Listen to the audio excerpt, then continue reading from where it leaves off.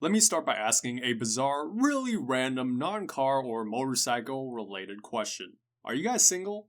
Alright, now that I have your attention and have probably scared away a few sexually confused boys, I just wanted to ask, you single guys out there, are you single by choice? Or are you hoping that your riced out underglowing Infiniti G35 is somehow going to attract you a bombshell?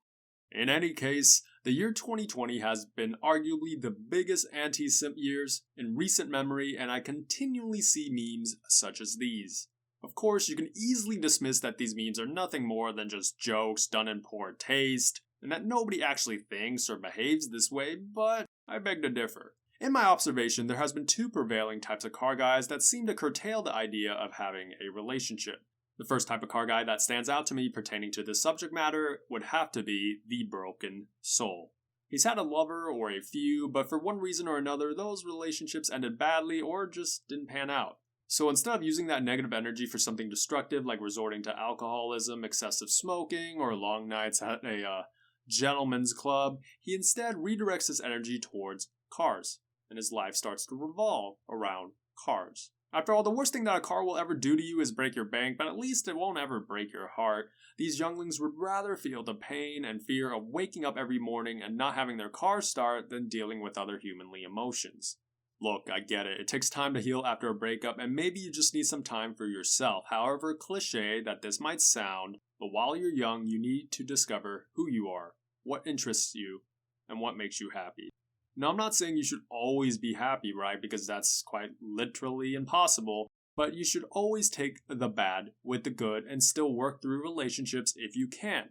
That being said, if the toxicity is too much and overbearing, then well, I say it's time to move on and enjoy some inner peace. At least for a while before jumping into the next relationship. This isn't high school anymore. You don't need to be in a relationship to be seen as desirable. In fact, most millennials are marrying later and later, and it seems like that trend will continue for Gen Zers. Okay, moving on to the second type of car guy that could care less about a relationship would be the overly passionate car enthusiast that values his freedom. Typically, this person has already given the dating scene a shot and, well, decided it wasn't for him. At least, not right now. I tell this to almost everybody in their late teens and or 20s, but if you currently do not have any obligations to anybody else other than obviously yourself, enjoy it. Be a little selfish. It's completely okay. You know, often there's this negative connotation with being selfish, but you know what? There's no other perfect time in your life to be selfish. Seriously, you'll probably end up spending the rest of your life being a little selfless. For example, as your parents age, you may have to take care of them, or once you have a significant other and or kids, then their needs often come before your own. And before you know it, your life has passed you by, and for what? Can you say you lived your life being true to yourself? I'll let you think about that for a moment. Perhaps it's the flexibility and the freedom to do whatever you want, whenever you want, that is truly invaluable. You see, when you get into a relationship, some significant others may be the controlling type, they may be needy, they may even change your interests over time. Whatever the case may be, if you happen to be single right now, do not be ashamed of it.